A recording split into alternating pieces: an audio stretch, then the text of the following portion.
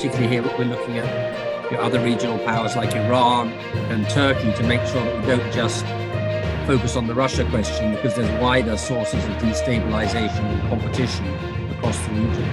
The South Caucasus has obviously gone beyond that paradigm now, and European security is part of the South Caucasus, but it's certainly not the only part. And that's a reality which is not going to change. And the US has not seen a deep engagement in the Eurasian landmass as its priority. So this puts real limits, I think, on how far Euro-Atlantic institutions can penetrate the region.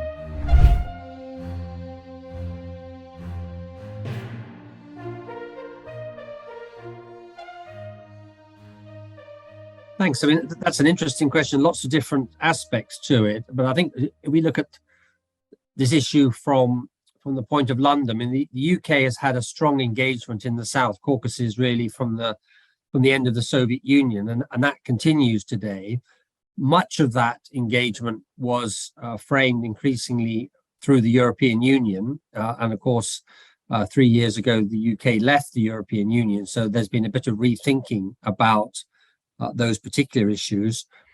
But that also, I think, has played very much into the whole situation that has developed around the Ukraine war, in which the Ukraine war has opened up a lot of very big questions. I mean, it's clearly had an impact on the South Caucasus, but it's also transforming European security. So I mean, the UK has remained engaged in the South Caucasus. I think it's given a lot of support over the years to various efforts to try to resolve some of the long-running conflicts in the region, and it continues to do that.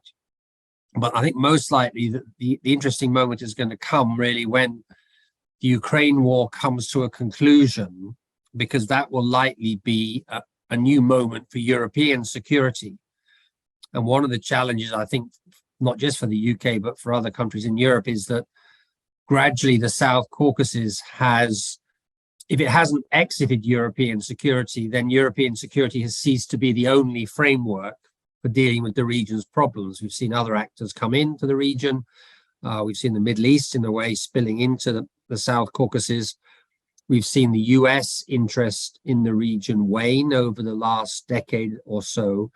So the question is then going to be, how can the Europeans and how does the UK, within that context, how are they going to approach this region? Well, I mean, the UK has always wanted to make sure, I think, on a number of issues. First of all, it's been committed to the post-Cold War settlement on territorial basis, and we saw that in this principle in Ukraine, of obviously being challenged by Russia. It wants to uphold that principle and the peaceful resolution of disputes in the region. So, I mean, any moves to actually resolve the long-term conflicts, and so, I mean, the movement at the moment does seem to be around the Armenia-Azerbaijan relationship and the Nagorno-Karabakh and how it fits into that. Because that would also, I think the UK feels that would be a way of stabilizing not just the South Caucasus, but the wider region around Russia, where Russia has used some of those conflicts. I mean, Russia isn't the source of all the conflicts, but it's used them to its advantage. So any efforts that can stabilize the South Caucasus also help in moving Russia in a more positive direction. Secondly, I mean, the UK has always been very interested in the economic development of the South Caucasus, both in terms of the economies of the countries of the region, but also the region's importance as a transit route. And so again, and particularly I think this is an important point at the moment, is would a resolution of the Karabakh crisis and some kind of peace agreement between Armenia and Azerbaijan open up the region, particularly for transport, increased energy resources, not just hydrocarbons, but also we've seen discussions about electricity coming from the region and transiting the Black Sea. So I think all of those issues would be important. And the third area, I think, is to make sure that not just Russia, but other countries which are increasingly taking a role in the region are doing so in a positive way. And I think particularly here we're looking at other regional powers like Iran and Turkey to make sure that we don't just focus on the Russia question, because there's wider sources of destabilization and competition across the region.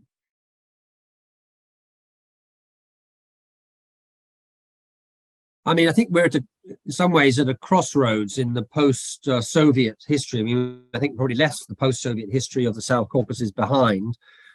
And with that also, as I mentioned in my earlier answer, the idea that the South Caucasus is exclusively part of European security. So this was the idea that emerged in the 1990s, that with the collapse of the Soviet bloc, from Vancouver to Vladivostok would be a common security space, with the Organization for Security and Cooperation in Europe providing one of the principal frameworks for dealing with those issues in that space, but then sort of the Euro-Atlantic community having a central role. The South Caucasus has obviously gone beyond that paradigm now, and European security is part of the South Caucasus, but it's certainly not the only part. And that's a reality which is not going to change. And I mean, I think at the heart of that, we see, Russia has continued to do its policies in the region, but it's being challenged by primarily not by the transatlantic community, but by Turkey, I would say, in the first place, who's inserted itself into the region quite effectively and become a leading regional actor.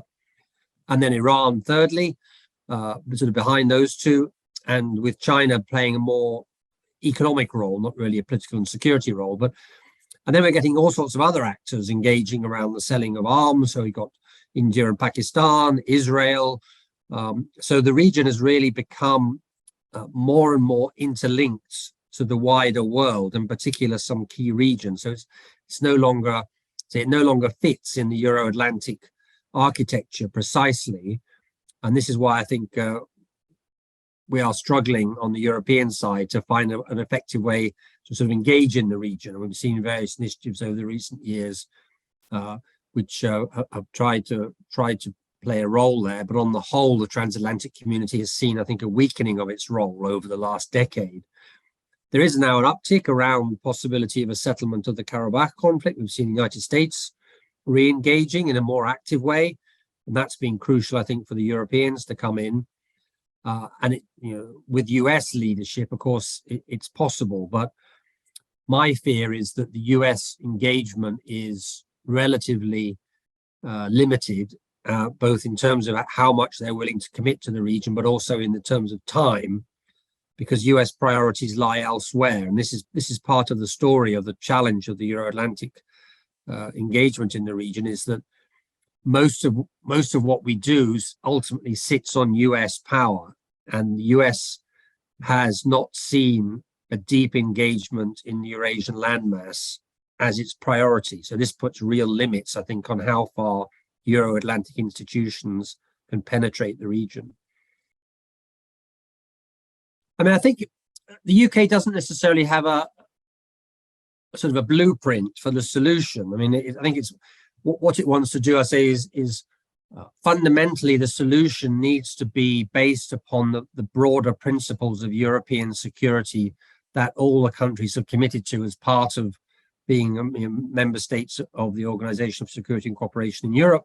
So certainly no changes of borders on the basis of military power or without agreement. Certainly a protection of human rights and a respect for democracy. So the solution obviously needs to lie on top of that, and the precise scope of that certainly seems to be there. I mean, what the 2020 Second Karabakh War has changed the equation in the region, in that now Azerbaijan is the agenda setter. I mean, the balance of power has obviously shifted to Azerbaijan and away from Armenia and Nagorno-Karabakh, which means, I think, that the responsibility to propose a solution that respects those principles really lies with Azerbaijan, because it needs to find a way that it can offer not just the integration of Karabakh into Azerbaijan, but also the security and protection of the Armenian community there, and the chance for them also to flourish. That their rights would be protected, that they'd be able to protect their culture, that they would advance and develop their language and be able to use it, that the children could receive education in the Armenian language, that local media and local administration would be in Armenian. while at the same time, they would also become, presumably under the solution Azerbaijan has proposed, citizens of Azerbaijan, and would have to take on the responsibilities on that way. So what I don't really see is yet that that's happening in a clear way from Baku. And so I think from the UK's perspective, we'd like to see much greater clarity about how Azerbaijan is going to ensure a peaceful, sustainable development that can reflect all of those values. And certainly what the UK doesn't want is further destabilization, as we've seen with, perhaps some rather wild language sometimes by, perhaps not mainstream politicians, but sometimes even a few mainstream politicians in Azerbaijan talking about wider territorial ambitions, in particular regarding Armenia's lands. This is not very helpful, and it does seem to me that there are ways of addressing these questions in a non-zero-sum way. It doesn't have to all be about one country is sovereign or the other one is. There are cooperative ways to address that. So I think the UK is definitely supporting discussions that take place around those kind of agendas. But then largely, I would say, I think, to be more positive, clearly that there are very substantial hurdles still to be resolved. But if there can be movement, and perhaps for the first time in many years, there is a sense that in the right circumstances, there could be a durable solution to some of these big questions that have plagued Armenia and Azerbaijan for now 3 decades or more, then actually that would help open up the region in a quite fundamentally different way. And that could be something that certainly the UK, I think, with its interests in energy, in the Caspian Basin, would certainly be interested in supporting. Well, I think there is some strategic thinking happening in London about what the end of the war looks like and how then to address security across this region. I think a lot of this thinking is really about the Black Sea as a key security space, where the focus will be on how to contain Russia in a way to stop it doing the kind of things it's done in 2014 with Crimea, and then getting the conflict going in East Ukraine, but then since February of 2022 with the full-scale invasion.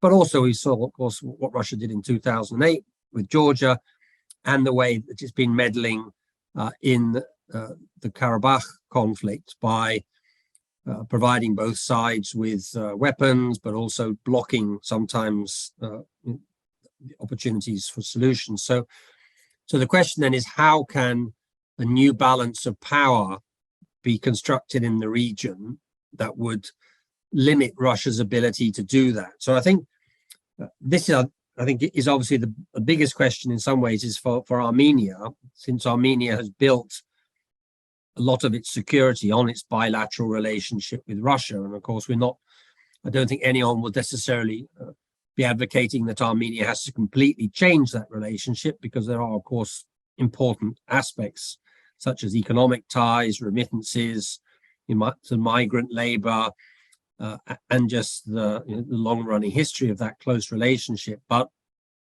I think now is the moment for Armenia maybe to look beyond its historical close relationship to Russia, to try and balance that with other types of links, and in particular to look at what is going to happen with the end of the Ukraine war, because we're going to see quite a different kind of security space begin to emerge. Not necessarily that we'd see NATO or EU enlargement, but we're going to see a lot of support for Ukraine and not just to defend Ukraine, but Ukraine potentially as a regional security provider across the region, and the Black Sea as a forum to do that. So I think from the UK side, it's less a question in the future about the South Caucasus and more a question about the Black Sea and how the countries of the South Caucasus can fit into that agenda. And then it is really about this, stability across the region, but transport, energy corridors, and opening up the economies for potential investment and a wider political sets of relationships. I think the blockade has had a number of purposes. Fundamentally, it has been about trying to put pressure on Armenia on the wider agenda that Azerbaijan is trying to promote, including this idea of creating a kind of mutual link between the Lachin corridor and Azerbaijan's ambitions to have the Zangezur corridor to its exclave in Nakhichevan.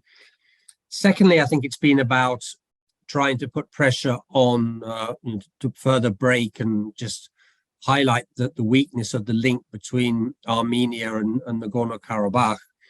And thirdly, there has been an aspect in which Azerbaijan has taken the moment to position itself to also highlight the weakness of Russia in terms of being a guarantor for the Armenians of Nagorno-Karabakh, and indeed more widely for Armenia as a whole, as we saw in September last year, where Azerbaijan attacked Armenia, and Russia was unprepared to actually provide the mutual security that it's promised in terms of its treaty with Armenia. So all of those have been in play within the context of the post-2020 ambition of Azerbaijan to reset the region according to its own agenda. So I think we've seen Azerbaijan press on different aspects of those three since the blockade has begun. Recently, we started to see them perhaps being less assertive in linking the two corridors and more moving towards the final settlement of the Karabakh issue. And then that may be ultimately, I think, where we end up is that Azerbaijan is trying to move that question to resolution alongside its ambition to eventually have a final settlement with Armenia. But I think we do need to be very cautious that this agenda doesn't become hijacked by sort of extremist elements in Azerbaijan who want to push maybe a wider goal. I mean, there is an opportunity for, if there's wise leadership on both sides, to find a settlement that can actually bring some kind of, if not necessarily friendly relations, at least relations where everyone can coexist for some future, and perhaps that will eventually pave the way for more positive bilateral ties.